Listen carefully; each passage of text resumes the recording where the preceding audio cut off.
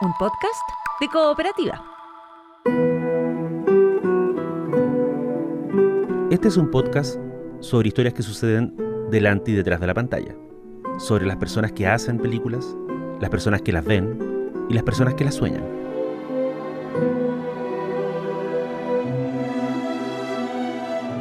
Soy Daniel Villalobos y esto es El Contador de Películas.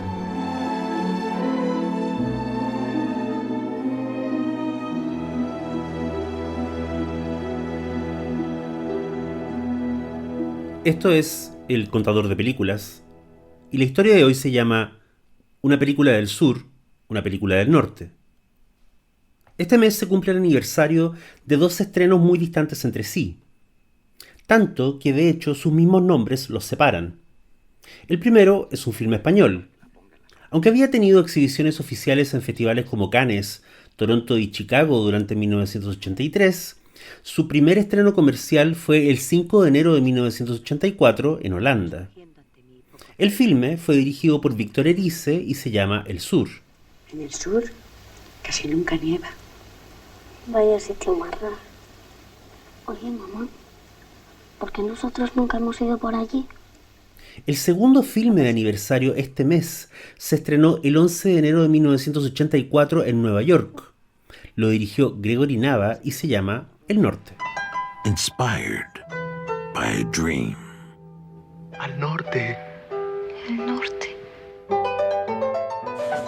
They traveled thousands of miles to get to a new land. Entre el sur y el norte hay muchas distancias, pero también varias coincidencias, que no son obvias en un principio, pero que terminan conformando un extraño paralelo al final. El Sur, como dijimos, es una película española. Fue el segundo largometraje del maestro Víctor Erice, quien 10 años antes, en 1973, había estrenado una obra legendaria llamada El espíritu de la colmena.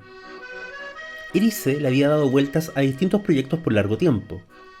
Entonces cayó en sus manos un relato corto llamado El Sur, de la escritora Adelaida García Morales, quien por entonces era su pareja. A Víctor Erice le llama la atención la premisa del Sur, que es una ficción pequeña y acotada sobre la mirada que una niña tiene sobre la misteriosa vida interior de su padre. Erice decide adaptar el relato a la pantalla grande. Se asocia con el productor Elías Querejeta, quien debido a esta película ha pasado a la historia para muchos como uno de los grandes villanos del cine español. Lo que sucede es que los días de rodaje calculados inicialmente empiezan a extenderse. El trabajo lento y minucioso de Erice conspira contra el calendario acotado establecido por la producción. Además, un dinero que iba a venir de manos francesas se fuma de una semana a otra. De pronto, el productor Elías Querejeta se ve en una encrucijada. Decide enfrentar al director Erice con la cruda verdad. La única manera de terminar la película es hacerlo ahora ya, y editar una historia, la que sea, a partir de lo que se haya alcanzado a filmar. El debate respecto a lo que de verdad pasó se ha vuelto arduo. Se supone que Erice había filmado menos de la mitad de su guión. La anécdota del Sur parte en el norte de España, donde la pequeña protagonista se enfrenta al misterio del pasado de su padre. Desde un principio esa historia se presentó con un carácter muy propicio a las fantasías. Yo la fui poblando de imágenes que rastreaba por todas partes. Ignorante de las distancias reales, la localicé al otro lado del mapa, siempre con un fondo de palmeras, en un lugar del sur. La segunda parte implicaba el viaje de la protagonista al sur real, geográfico, a buscar los orígenes de la conducta y la vida de su padre. De esa segunda parte no quedó nada. Erice se abocó a armar el montaje de una versión en base a lo rodado y fue esa la película que llevó a Cannes y que luego se estrenó en todo el mundo. El resto del guión, el viaje de la protagonista al sur donde viviera su padre, nunca se filmó. Es decir, El Sur, de Víctor Erice, es una película sobre el sur donde nunca vemos el sur. Y tal vez por eso, o sencillamente por el descomunal talento de su autor, la película fue rápidamente reconocida como una obra maestra. Ha sido analizada, estudiada, aludida y plagiada hasta hoy. Es una de las joyas de la corona de la cinematografía española y es, al mismo tiempo, y si le creemos a los involucrados, una obra incompleta, que solo vio la luz pública por compromiso y urgencia. ¿Pero qué es El sur de Erice, entonces? Ante todo, es la historia de Estrella, una niña que en la España de 1957 asiste con fascinación a la ceremonia que cierra toda infancia. Esa ceremonia que tiene dos partes. Primero, el descubrimiento de qué es el mundo. Y segundo, el descubrimiento de quiénes son nuestros padres. La niña Estrella quiere a su madre, pero en verdad solo tiene ojos para su padre.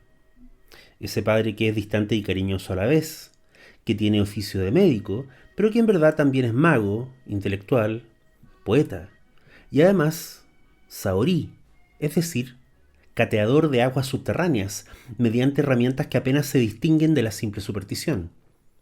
El mundo de Estrella en el sur de Erice es un mundo mágico. Aun cuando todo suceda en una pequeña parcela en el campo y en un pueblito que tiene 2 bares y un cine, lo que presencia Estrella en la figura de su padre es un drama de proporciones wagnerianas. El padre de Estrella, adivinamos junto a la niña, es un hombre trágico en esencia. La coyuntura política de la España franquista le ha hecho romper con su padre y con su tierra. En un momento, la mucama familiar le dice a la niña de manera feroz pero directa: la cantidad de muertos que ha habido acá, y todo por las ideas. En efecto, las ideas han destruido el ánimo del padre de Estrella, la idea de vivir en un país mejor, la idea de entender el mundo, y sobre todo, la idea absurda de querer desandar sus pasos y recobrar un antiguo amor. Pero creo que fue en esa misma época cuando descubrí que en la imaginación de mi padre existía otra mujer. Estrella descubre que el nombre que su padre anota en sus papeles es el de una actriz secundaria cuya última película se exhibe en el cine local. Irene Ríos. ¿Quién podía ser Irene Ríos? ¿Existía de verdad? ¿O era un personaje imaginario? ¿Por qué papá había escrito tantas veces seguidas su nombre? Como un personaje de Brian De Palma, Estrella espía a su padre tras verlo salir del cine. No sabe por qué. No entiende qué significa que ese hombre de pocas palabras anote obsesivamente el nombre de una actriz que nadie recuerda. Hay una falta que se ha cometido, sospecha la niña. Hay un tabú que se ha roto. Y hay un secreto que ella debe mantener alejado de su madre, aunque no entienda sus implicancias y aunque jamás pueda hablarlo abiertamente con su padre. El sur de Erice alcanza categoría mayor en esas sutilezas. La mirada infantil, que entiende la presencia del secreto pero no comprende por qué debe ser un secreto. La comprensión incompleta del mundo, que es la mayor fuente de dolor para la niña protagonista, pero también para su padre. Todo esto, Víctor Erice lo filma sin errar, sin dudar, sin perderse. El sur será una obra incompleta en la trastienda, pero no lo es en la pantalla, que es el lugar que de verdad importa para estos efectos. Tuvieron que pasar casi 10 años para que Erice volviera a dirigir, y el resultado fue un documental magnífico y singular llamado El sol del membrillo. Se estrenó en 1992. Estoy en Tomelloso, delante de la casa donde he nacido. Desde esa fecha y hasta hace muy poco, Erice se mantuvo activo de manera bastante lateral, participando en antologías y dirigiendo cortos documentales como Cristales rotos, del 2013. Hasta que el año pasado, sin decir agua va, estrenó película nueva, llamada Cerrar los ojos. Se llamaba Julio Arenas y era actor, uno de los más admirados y queridos del cine español. Desapareció de la noche a la mañana. Pero hace casi 40 años, del otro lado del océano, un director mexicano, activo en Estados Unidos, se le estaba rebuscando para estrenar su propia película. Se trataba de Gregory Nava, y si a alguien le suena su nombre, es porque él lanzó la carrera cinematográfica de Jennifer López. ¿Cómo te sientes, Elina? Me siento muy... No solo porque fue Nava quien la escogió para protagonizar la biografía cinematográfica de la cantante Selena en 1997, sino porque 2 años antes le había dado ya un rol secundario en Mi Familia, una de las películas sobre la inmigración latina más recordadas de los 90. Por favor, señor, necesito cruzar. No, señora. ¿Qué no ve que está muy alta el agua? Solo puedo ir para adelante, señor, por favor. Sin embargo, si el nombre de Gregory Nava le debiera sonar a todo cinéfilo u espectador avisado, es por su segundo largometraje, estrenado en ese acontecido enero de 1984 en la ciudad de Nueva York.